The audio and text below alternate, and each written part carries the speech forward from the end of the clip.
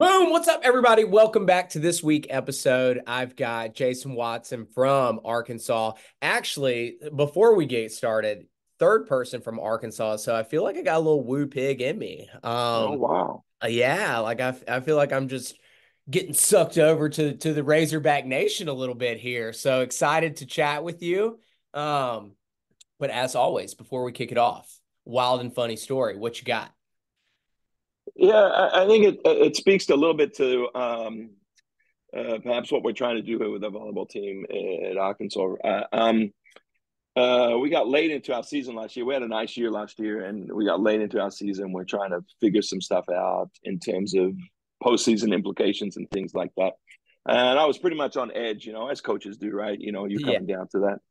And I'm not sure how familiar you are with our team, but we have an outside hitter on our team that was very talented, Jill Gillen. And we're getting down. We're playing Florida Sunday before Thanksgiving. We feel like if we win that, then we get to host, which is a big deal in our sport, Yeah. the NCAA first and second round. So anyway, she gives me a call one night before we go play that series, and that's never a good thing, right? When an athlete calls you late at night, and you're like, oh boy, what's going to happen? In which time she proceeded to tell me that I probably should remove the stick that's in my ass and just start coaching us a little bit better. Um, uh, Yes. and yeah, right, and so I think you can take that one or two ways, right, as a coach, or maybe you can take it lots of ways. But I took it with, yeah, you're probably right, Yeah. and I'll be a little bit better tomorrow, sort of thing, But um, and then kind of gave her a little bit of grief because she chose to call me and not talk to me in person about it. But Yeah. but anyway, right? I mean, I just I thought it was this wonderful moment that I needed, and Yeah. it's a pretty telling story actually. But Yeah. uh, I think that's a perfect segue actually, because I know for me, and as you know, being a longtime coach, it's like the foundation of anything is relationships, right? It's the ability to have connections, whether you're leading in business, whether you're leading in sport. Um, so what's been able to, because to me that's a powerful moment. It is funny, right? But it's yeah, a it's powerful funny. moment.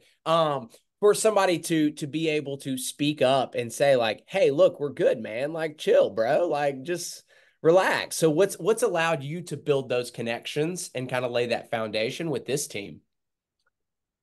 Well, I mean, I think as we reflect upon that kind of stuff, I've thought about it in terms of, everyone talks, I think, at least in our sport, I hear it a lot, and I'm a little better versed in our sport than most, but um, people talk about culture, right? I've got to Yeah. get my culture right. I got to get my culture right. And they talk about that, but they talk about it. It seems like that it's this event or it's this Mm. this destination, and it seems like culture is probably a daily thing. It's probably Yeah. how you talk, how you communicate, the consistency of your message. And as we tend to laugh around here, that my job's the chief reminding officer. That's my job is, and I have to remind of probably everything. But and so that's what I think sets the table for that. And I think that daily communication and consistency and maybe even wrapped in empathy Yeah. can create those moments. And so that I think ultimately builds the trust that you're trying to do. And so that's what I think. I there's no ever. It seems like it's coaching isn't this Disney movie where there's this one event, right, that uh triggers the success. I Yep. mean, that it's a nice formula for an hour and a half movie, but life isn't working that way. At least it hasn't for me, I should say.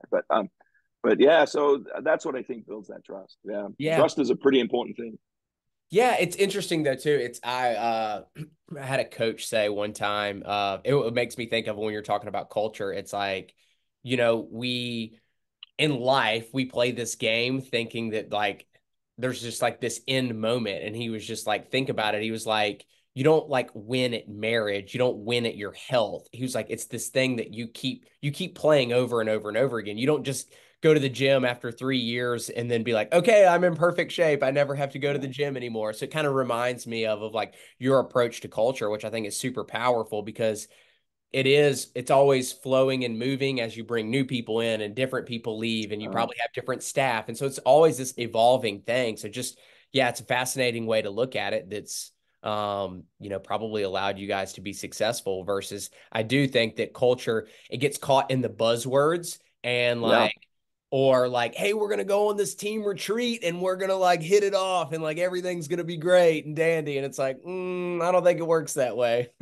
Well, no, it doesn't work that way because I think to your point there, um, the the anyone can be a great teammate in a structured environment, right? I think anyone can be a great teammate. Let's say, for example, hey, I want the team to come over to my house for dinner, right? And that's what coaches do at times, right? Because we're trying to build relationships and Right. everything like that. And most athletes understand that that commitment's probably going to be an hour. It's going to be an hour, and and they could probably be a great teammate and say all the right things for an hour, but but and then it's like, hey, is it time? Like, and Yeah. no one wants to be the first one to leave, and but hey, I got to go with her because she's my ride. So I Right, mean, that's right, how. And I get it, right? I get it. I was that way too, right? I was that way too with my coach. Like, what's the minimum amount of time I have to spend in this structured environment so that I show that I'm committed, but I'm not really committed, right. Yeah. And but the health of your stuff is what happens in unstructured moments, and Mhm. in here, at Arkansas, we have an athletic dining facility, and kids can go in and out anytime during the day and eat, from between breakfast and lunch, sort of thing. And what are they doing in that space, right? Are they sitting together? Are they not sitting together? Right. Are they checking in with each other in that space? And that, I think, a commitment in those unstructured moments. I mean, what are you doing when you see a teammate on campus? Are you avoiding them? Are it's so it's the unstructured moments that are the things that you want your team to be great at. Like, and Yeah. what's the saying? The most important thing I can give you is my time, right? Mhm. And so that's what you're saying. I'm going to go and I think that's a better barometer of where we are, rather than a series of like trust falls or rope. Those are fun, right? Those are Yeah, fun, yeah, but yeah. they're Yeah. not. They're. I don't know if they move the needle in terms of trust and relationships. Yeah, I always like to phrase it too is like in teams that I've gone in front of and I'm like, okay, like how many of you guys raise your hand if you're committed, right? Hands go up. And then I'm like disciplined, like hands don't even go down, right? They're just keeping their hand up after every I'm committed, I'm disciplined, I'm focused, like I give my attention, I work hard, like whatever the things are. And I'm like, okay. I'm like, that's one question, but the real question is, to your point, it's how committed are you, right? Because, or, I had one team, one of the athletes was like, we work hard. And I go, compared to who?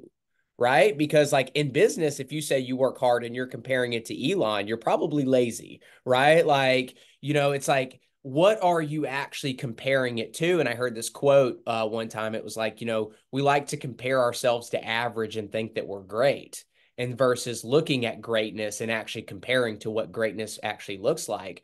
And so, yeah, to your point is I really love that because I think that you do have to, there has to be some level of like measuring that commitment, some level of like measuring that discipline so that they can get a feel and a grasp. Like also is, talking with teams is like some teams they go to practice and they all wear the exact same outfits. And I'm like, to me, that's like a plus one, right? It's a penny in the deposit bank. And then other teams that don't, they're like, well, that's not going to make or break the season. And I go, you're right. You're absolutely right. Wearing the same gear is not going to make you a national champion. But at the same time, it's all the little BBs that add up. It's all the little pennies in the bank that end up adding up to being the millionaire to being the national champion. And so just getting them to Yeah. understand that there's levels of measuring it.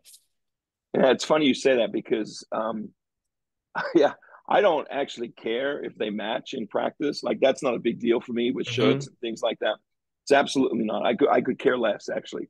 But the team sets the calendar, right? So they have decided that on this particular day we wear this color, this color, and this color, right? And Hmm. and and so and so that I think is this, as you said, that like that's not something that I care about. Like I care about the work that we do rather than shirt we're in. But I mean, I don't want them wearing some other school's colors too. Right, You know, like there's some of that that goes on, and and and I prefer it if they wear Nike rather than something else, right? Because right. Nike heavily supports our program. Um, but culturally, um, that's a team decision, right? And Hmm. they have to um, govern that a little bit, you know. And so that's fascinating to me. Like you've made that thing, and maybe some places it's coach driven, but here it's athlete driven, Yeah. and they're the ones that have to enforce that policy. Probably because they think like you do in that space, right? Hey, it's another thing, right? That hey, we've got to get this right. Yeah, but it's not coach centered actually in that space, you know. Like Yeah. Well, and I yeah, think that it's that's, fascinating. yeah, and it becomes 10 times more powerful too, right? Like is another buzzword, right? It's their ownership of it, right? And so Yeah, when it's yours, it's like when you were driving mom and dad's car, you didn't really care, and then when you bought that car, it's like, whoa, no feet on the dash, don't eat in here. yeah. When, It's a little bit different there. when Yeah, it I'm not. Yeah, I think and in that space, right? We talk a lot about accountability, and I'm curious in that space too, because for here, um, we don't look at like I think it's my job to, if we use the term accountability for effort, right? Effort um, is something that I don't know if I want peer to peer pressure on that effort because it just it just the randomness of human performance gets us Yeah. all, and but I think your accountability to your teammates is just to being a good person and communicating things and making sure that we're assuming some positive intent with some stuff, and we have these relationship values that we go by. It's your job to be accountable to those, but not effort, right? That's me. Like that's my job in that space. Yeah. Yeah. I love that. Let's back up for a second. I'm Okay. just personally curious, how'd you get here? What's kind of the journey Oh, to this to point? to Arkansas or to the States because I'm originally from Australia. Yeah, I guess a little bit of both. Yeah, wow. Um, so yeah, you may or might not know this, but um, and so the USA men's team won a gold medal in '84, Okay. and then they won another gold medal in '88. And I graduated high school in '88 in Homebush, a suburb of Sydney, and was playing volleyball in high school. My school had boys volleyball at that time, and Yeah. and loved it. Right, and so because of the USA's success and me being a men's volleyball player, right, I was drawn to that team, because they were good and they were winning, and the Olympics was the only time you would see volleyball on TV. Yep. And Yep. now it's like prevalent everywhere, but a long time ago it wasn't. And so it just made sense to me at that point in time to, okay, man, they're really good. Probably because they have a college system. Men's volleyball does not have as developed a college system as the women's program, right? It's a very small NCAA sport. But maybe you should get over there and play, And I was on, Australia started a full time national team program for volleyball in 1990, and I was on that team. I was one of the first inductees into that program. The goal was for Australia to get the 96 games. That was their goal, and so there was a lot of prep right in the lead up to trying to get that. Of course, 96 went to Atlanta, but then Sydney got it in 2000, and so I missed my Olympic window a little bit. Even if I don't even know if I was good enough to go, Right. Yeah. but but anyway, so I came to the States. I was buried on the depth chart in Australia. Like I was way down, because I Yeah. was young and there were lots of good volleyball players ahead of me and it was fine. But I didn't want to spend all my time picking up volleyballs. I wanted to get good at Actually play. playing. Yeah, and so I came to the States and I went to school at BYU actually because Okay. it was ridiculously inexpensive. Um, and and my parents thought it would be a safe place to go, and it was, right.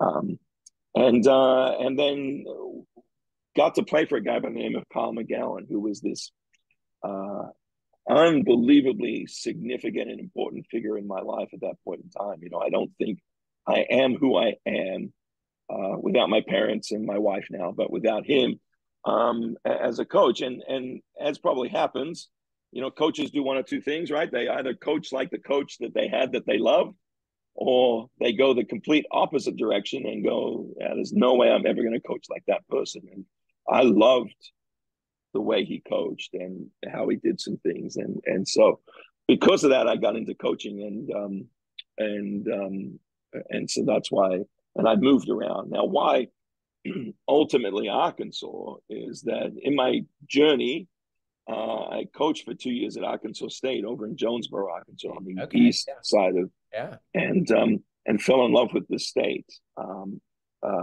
Good people, and seemed like it was a nice, just a nice place to have a family and things like that.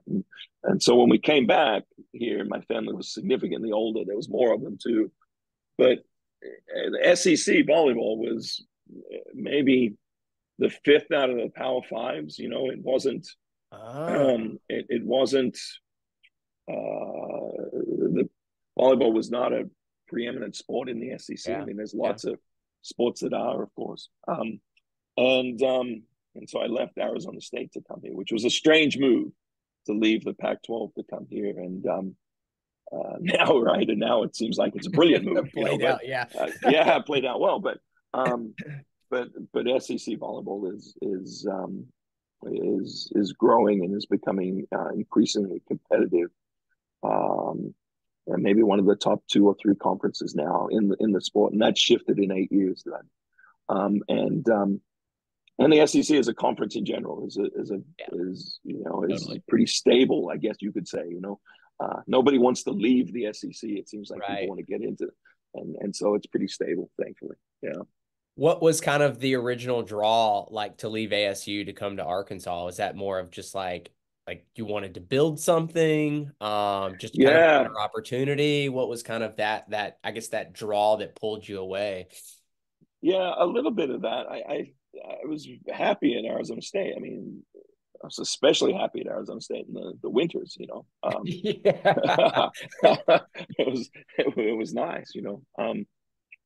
But it became somewhat clear that sustained success was going to require a continual investment, uh, and that I mean, there's not this endless supply of money in college athletics as much as we talk about it. Right. People assume there is, but there isn't. There's a finite amount, Yeah. and and as good as Arizona State was to me, and as good as they were doing, that there just wasn't more. That they wish they could do more, but and Arkansas is a fairly robust athletic department in that we have a fairly small contingent of sports that are supported really nicely, and that model works well. And so that seemed like, that seems like a good time to jump. What I didn't think was it was going to take us quite as long to get the program nationally competitive as we have, but was fortunate to be. Patience is a rare trait in college athletics, and I was fortunate that people were patient with me. Yeah, I was gonna say patient on your end and then patient from above as well. Yeah. Uh, So I guess going down the I don't know, call it like a personal question is mentioned that you are married. Did you meet wife here in States or is that Yeah. from back home? And how is being in the wild west of college athletics, right? Like I guess you've had a pretty good amount of stability, kind of two or three different schools. Um, but some coaches, like you said, is people don't have patience and they are moving every 2 and 3 years. How'd you guys meet? How's like college Uh, athletics kind of like affected, like been a part of y'all's yeah. So we met in college at BYU, life? Okay. and and so that's not an unusual story at that school, right? And so we met in college. She's originally from California. Okay. Swam and played soccer, which I think you could, you know, probably think California and those two sports go hand in hand a little bit. Um, and and then yeah, and then we started this coaching journey, and we moved from Provo, Utah, to Bozeman, Montana. Was my first job, and uh, I don't know what I made, $14,000 a year or something like Right. that. You know, Right. as we all have those stories. And it was there for 2 years, right? On your 2 years there, and then to Arkansas State for 2 years, then to Kansas State for 2 years, and then we went back to BYU, and we were there for six, and then Arizona State for eight, and now we're on year nine here at Arkansas. So this is the longest place that we've stayed. And and I say this a lot to people, but and I think it's true and it's a little vulnerable, but I don't know if I was as present in my kids' lives when they were little that I probably needed to be and should have been. I think this profession does that.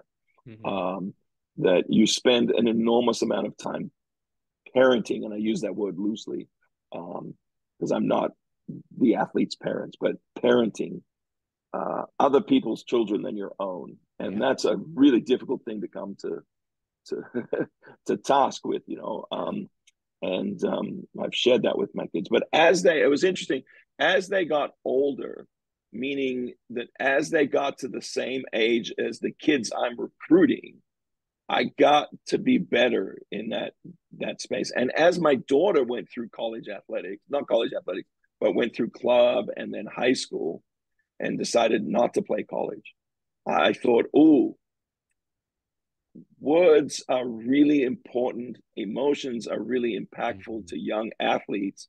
You need to be really, really careful in that space because you have no idea uh, what you could potentially doing to them. And so as they grew, I got to be a little bit better in that space for them, and they helped me be significantly better in the way I communicate and things like that. I mean, I still get it wrong, like, Right. Right. Right. We all do. but Yeah. but but but it dawned on me just, hey, these are people that we're coaching. They're not commodities, right? They're they're Right. they're absolutely they're people that we're coaching, and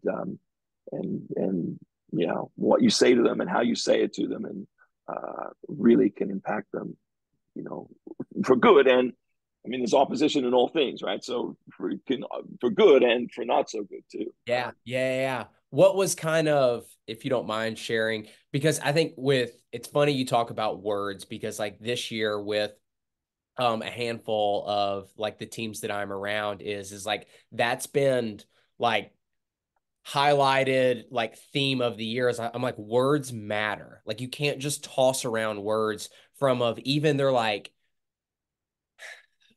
I know X, Y, and Z. I'm like, no, you don't know because if you knew that knowing means you have absolute certainty behind something, right? And so it's like you hope for something, right? So I was like, be very mindful. And to your point, is more on the understand what you're coming from, more on the like the hardwired emotional level of like literally how it triggers their brain.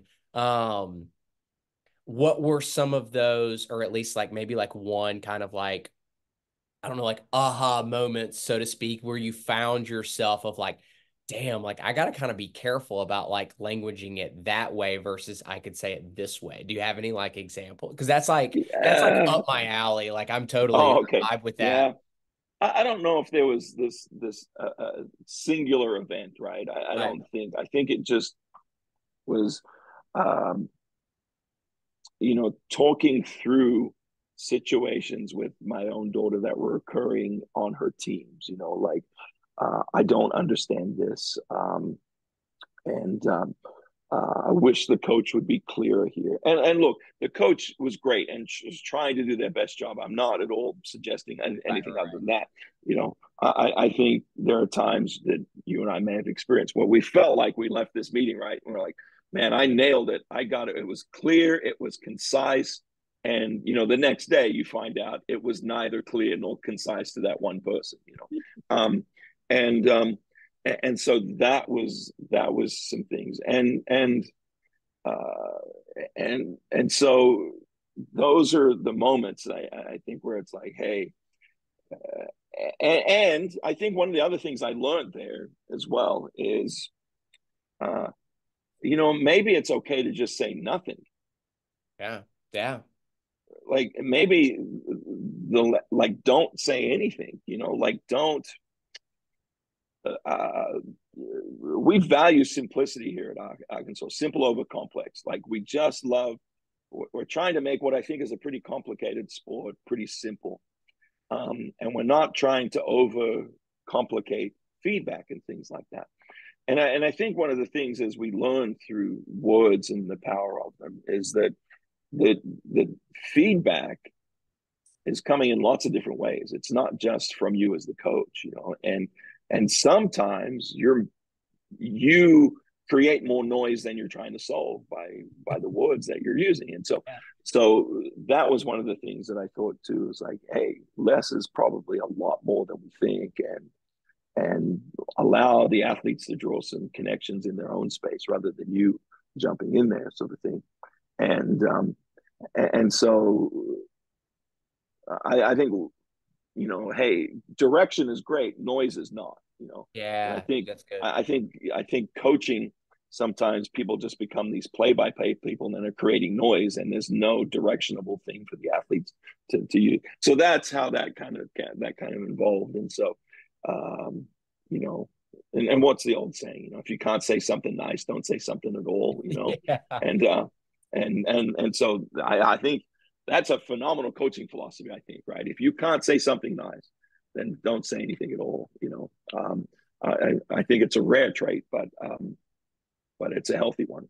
Yeah, it's funny. I was having a conversation. This would have been months ago, and we were talking about different parts of like their identity that needed to like transform, right? Like if you're going to be a better coach, how do you as a person, identity, personality, characteristics need to transform? And it's funny, the number one thing that they told me is like I have to do a better job of just saying good job, and that's it. And Yeah, moving on.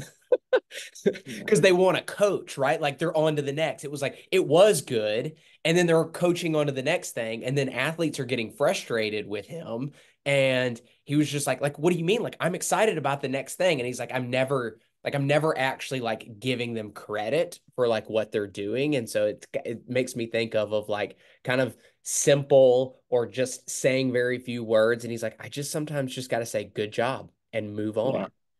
Um, yeah. When I was at BYU, they did a survey of the student athletes, and this was fascinating to me, right? Like, why are you at BYU, and would you come back to BYU if you were given a chance? Like, what is it? And they had all of these criteria, like all of these things.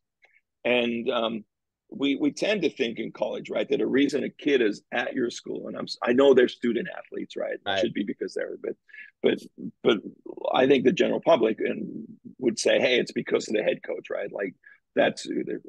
And so at BYU, when they did this study, head coach was like eighth on the list.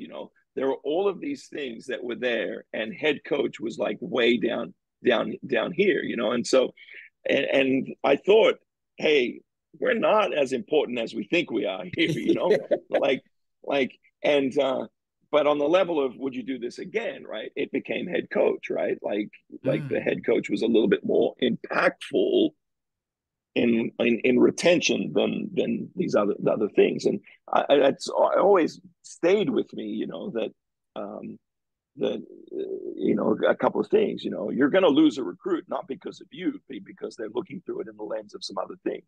Yeah. But their happiness is tied a little bit more to you than all these other things. And so yeah, so saying good job and meaning it, right? Right. Like with some empathy. And I don't. I think coaching is this weird dynamic in that you're asking. It's a pretty vulnerable space. Your gym, Yeah. like you're asking these kids to come into your gym and get better, and you're trying to sell them on what they need to get better at, right? That's what you've got to do too. And then you've got to give them the space to get better at it, and they're going to fail, Right. and you got to be okay with that. It's failing is the tax that you have to pay to get better, and and and then you want them to get, and it's this really vulnerable space, and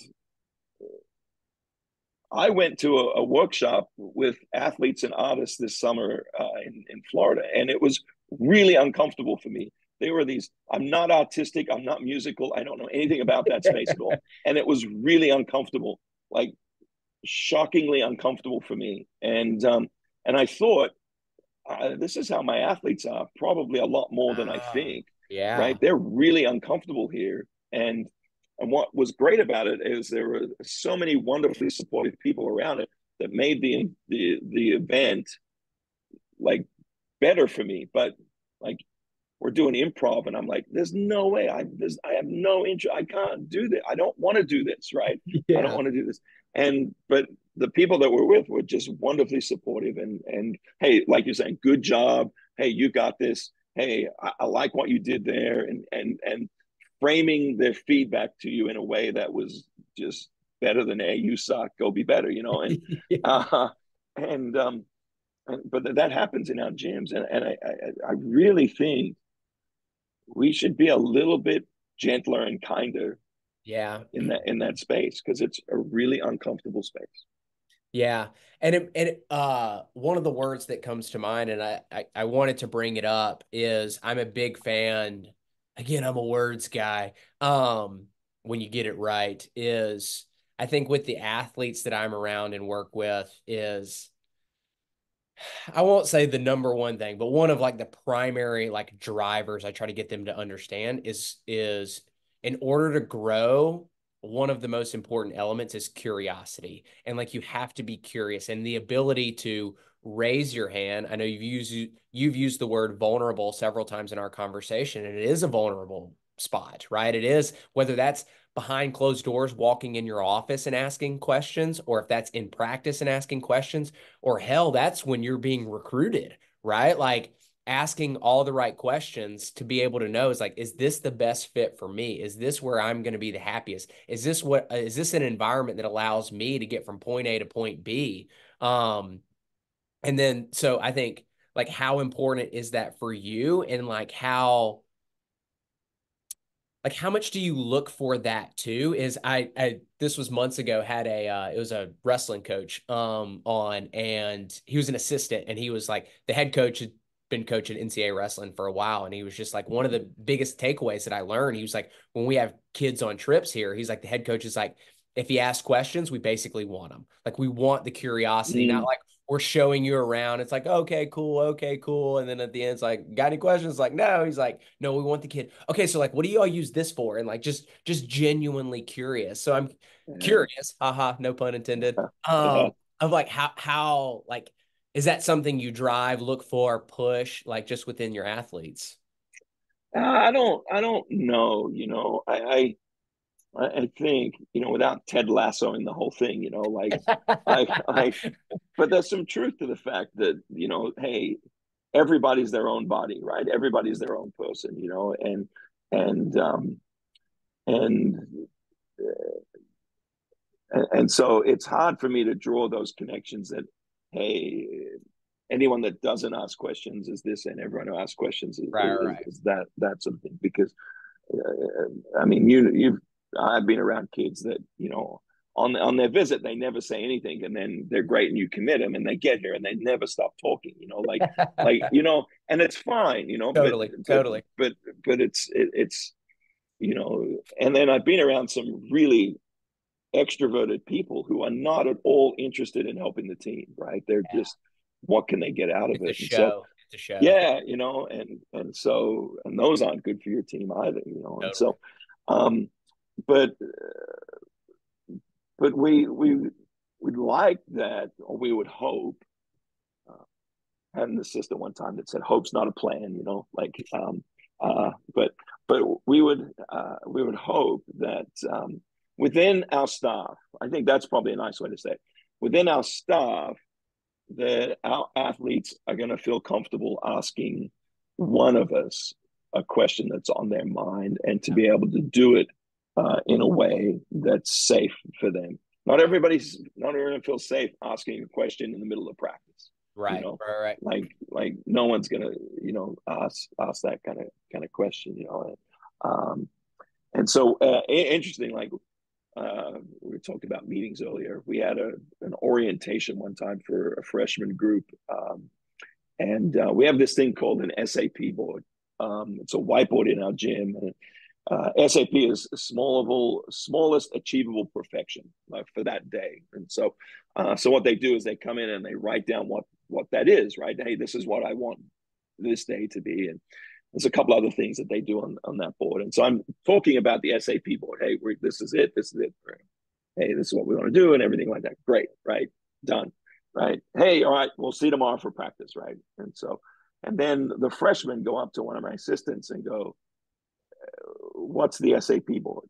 Like, right? And so he brings them out to the thing and shows it to them, right? And I'm like, yeah, that's probably what we should have done to begin with, right? Like, we Yeah. should have just brought him out there and show it. And and then I don't know, a couple of weeks go by, and I write in it, hey, make sure that you fill out the SAP board. And I know another kid is like, what is that? I don't even know what that is, And so it just, we laugh, like you're always the chief reminding officer of all of Yep. those kinds of things.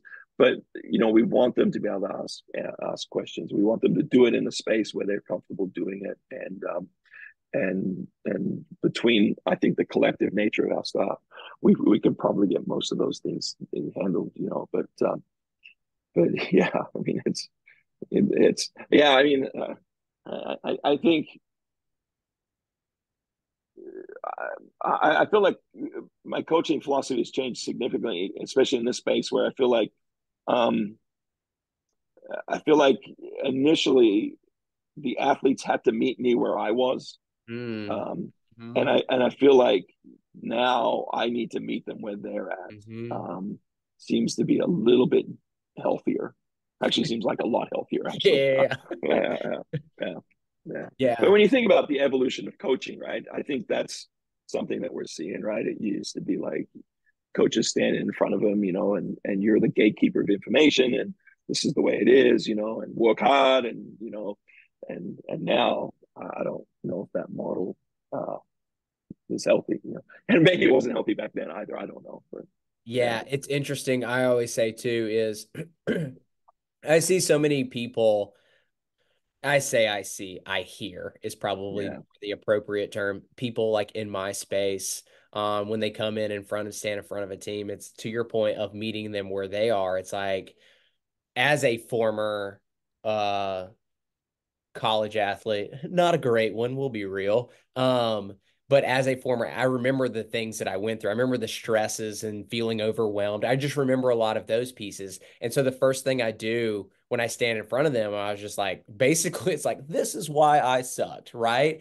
And I feel like a lot of other people in the space is they come in and they're like, look how many gold medals I won and look at all the things that I've done. Look how great I am, right? And it's like, to your point, it's like it doesn't meet them 100% because they're like, yeah, that's cool, looks great on paper, but like we're different, right? There's this yeah, disconnect versus if I'm like, how many of you guys like feel stressed? How many of you guys you came to college and they told you this is gonna be the greatest time of your life and you are just stressed the hell out? And they're like, me. I'm like, yeah. So it's yeah, like coming down to like their level. And it's like, I think that's the ability, going full circle to our conversation, of the ability to connect with them, the ability to build those relationships. Yeah, yeah, there's a lot there, um, to your point, as we feel strongly here at Arkansas that the one of the best things that we can do for our athletes is let them sleep. We think that Mm. sleep is, you've got an entire campus here at Arkansas that's sleep deprived. Now whether it's because of choices they're making, or whether it's because of academic load, either way, right? They're still deprived of their sleep, and that significantly affects learning. Like that significantly affects the ability for people to learn. So whenever when I think we do that to ourselves sometimes as coaches, Yeah, right? I yeah, mean, yeah. I hear the rhetoric at times that, you know, tell me about a typical college day, right? And we talk about how we get them up at 6 o'clock in the morning to lift, and then they go to class, and then they have study hall, and then they go practice, and then they have study hall, and then they do this sort of stuff, right? And we create this image of like just absolute what is it, micromanaging their entire day, Yeah. and Like military yeah, structure. Yeah. yeah, and when I coached at Kansas State, I lived in Junction City, which is right next to Fort Riley, and I lived. My wife actually taught on post, and we were there during 9/11 actually, and so Oh, that wow. was this Yeah. dramatic shift in that sort of thing. And look, that structure is needed in that environment. I just, my goodness, right? You have to be somewhat really, really special to volunteer to go into that. It's unbelievable to me what they do, right? They're just unbelievable to me. And um and college athletics is not that. Like I flatly refuse to make any kind of parallels between what we do in college athletics and what Fort Riley does. Right, Like right. our mission statements are completely different. And so, but we don't do anything in the morning here at Arkansas. Nothing. We never lift in the morning. We don't do anything in the morning. Right? They can go to class if they choose to, but I mean, if they choose to have a class there, they don't get to choose whether or not they go to class. But anyway, but, Well, yeah, I mean, I get it. Like I yeah, did it yeah, too, yeah. right? We both missed We've the been class or there. two. Yeah, we. I don't know you well enough to know, but if you're involved in college athletics at some, I don't. Doesn't matter how good you are, you missed a class or two because you just Facts. missed a class or two. Facts. Yeah. And so, but yeah, we don't do anything in the morning. We lift before every practice. So lifting occurs before practice, and then we roll into practice. And so now you, as an athlete, know that if lifting is at 2:30 and practice starts at 3:30 and practice goes for 2 hours, then you're going to activate for those 3 hours, and that's it. That's all we need you to activate for. You don't have to activate multiple times throughout the day. Hey, and if you don't have class to 11 and you want to get up at 10:30 to get to that 11 o'clock class, completely fine with me. Hey, and if you're really good and can get up at 10:45 and still make that 11 o'clock class, I'm all good with that, right? Like, Yeah. all good with that. And that's a little bit to your point, right? Like, I'm not going to get up in front of these people and tell you how hard this is by describing the complexities of your day. I'm going to probably tell you how hard this is because most things that you want to commit to 100% are going to be really hard. Yeah. Now, they're going to be hard physically, of course, because you're playing a sport and you're doing some Yeah. stuff. But I don't think you truly understand how emotionally hard this is going to be when you invest Mhm. in something, knowing that you may not get the return that you Mhm. hope for, and Mhm. that's what makes this hard. I think that's what makes this hard, like, and if you understand that makes it hard, then why would you sleep deprive them? Like, why would you do that to them, right? Like, because Yeah. now you're just creating a harder thing, right? You're just creating a harder thing for what, right? To just prove that we're tough. Like, no, like, no, it doesn't work that way. That's interesting. How, I guess, when did you develop that kind of philosophy? That's fascinating. I've never really thought Yeah, of it that way because I think I've just been indoctrinated that yeah, that lifts are at 6 a.m. yeah, right. That's what we do, right? And that's what we do. That's what we do. Well, part of it, look, COVID was horrible. It was horrible for so many people, Right, and so I'm hesitant to say that this good thing came out of COVID, right? That's right. not what I I'm saying, follow you totally. but but certainly COVID and geez, the constraints we all had to deal with COVID forced us to look at some things a little bit differently. And so one of the things that we looked at differently during COVID was, do we want to bring our kids in multiple times during the day to have multiple exposures, or do we just want to have this one, Yeah, right? And this is the one, and it just kind of came out of that where it's like, hey, it doesn't make any sense for us to keep bringing them back and forth to campus and things like right, that, right? So, um, and so they were supposed to, right, just be in your dorm or your apartment and then come to practice. They didn't, but that's what they were supposed to do, right. sort of thing. And so why chunk that out? Why just keep them in this day? And we could test them, and we could feed them, and we could do all this kind of thing, and create a bubble within a bubble, sort of thing. And so we just kept going, because what we ended up finding was uh, kids were sleeping more, right? Yeah, Because we measure sleep. They report how much sleep they, and kids were sleeping more. Our jump numbers, it's a metric that we're worried about. Our jump numbers kept going up, and so throughout the course of the season, we were jumping higher.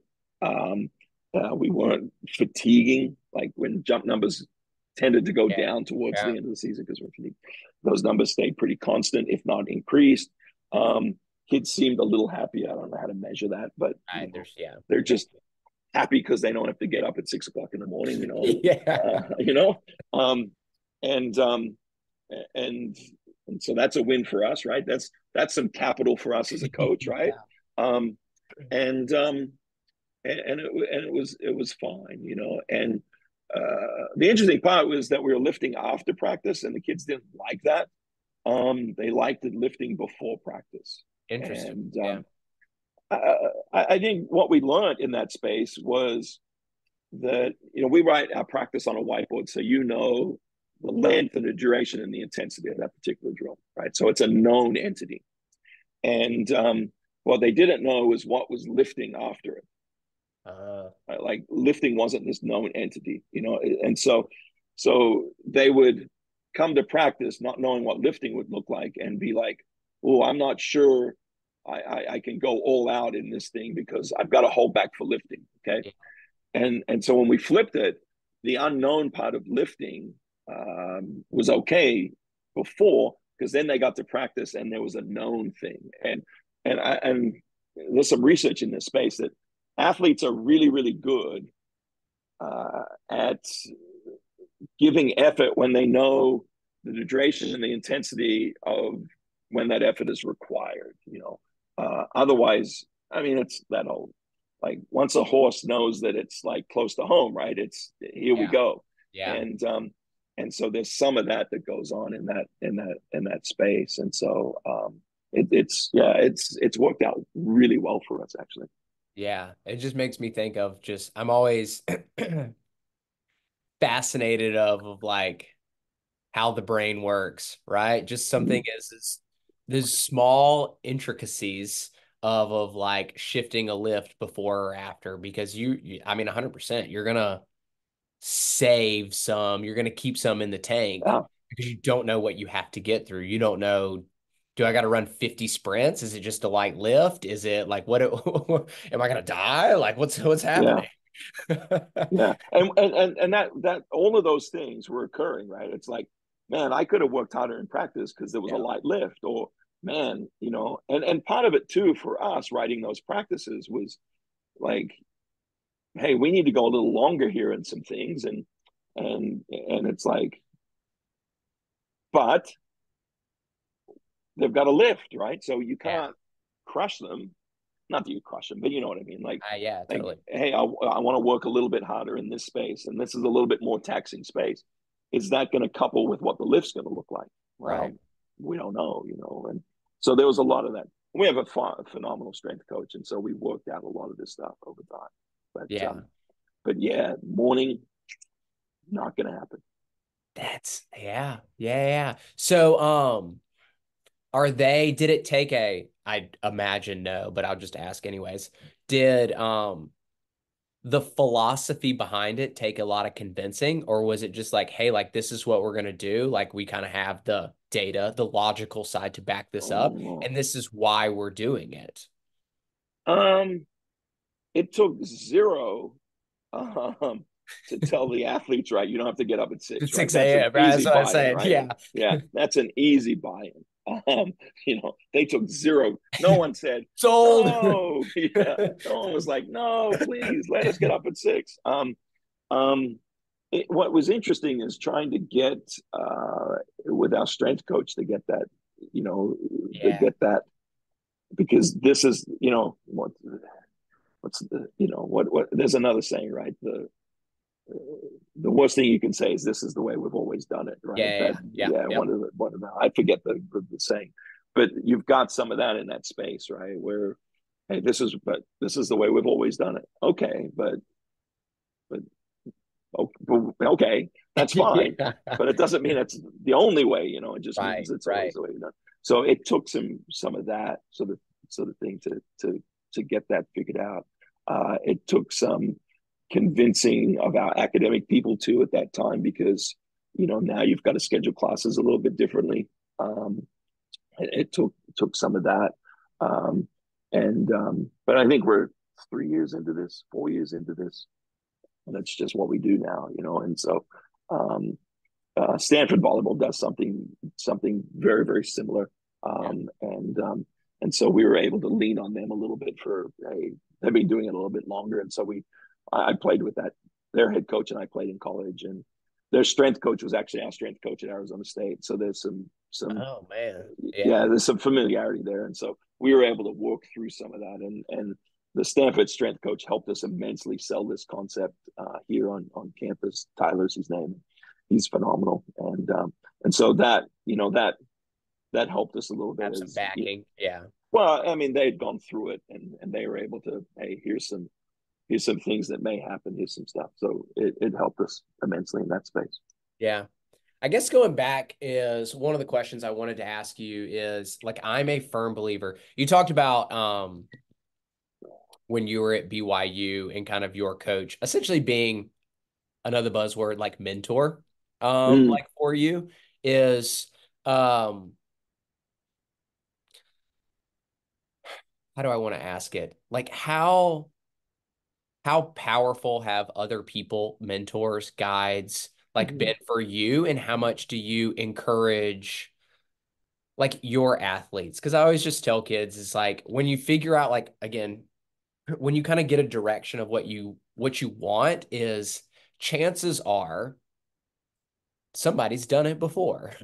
yeah, And so it's like if you can get around those people and it's like if you can condense 10 years into 1 year, it's like that's fascinating, right? If you can condense a year into 6 months. And so it's the ability to be curious, right? Ask the questions of like, hey, and it's not copy paste, right? It's like what exactly worked for them necessarily. Because to your point, it's like we're all different people. There's so many different elements to human performance, all those things.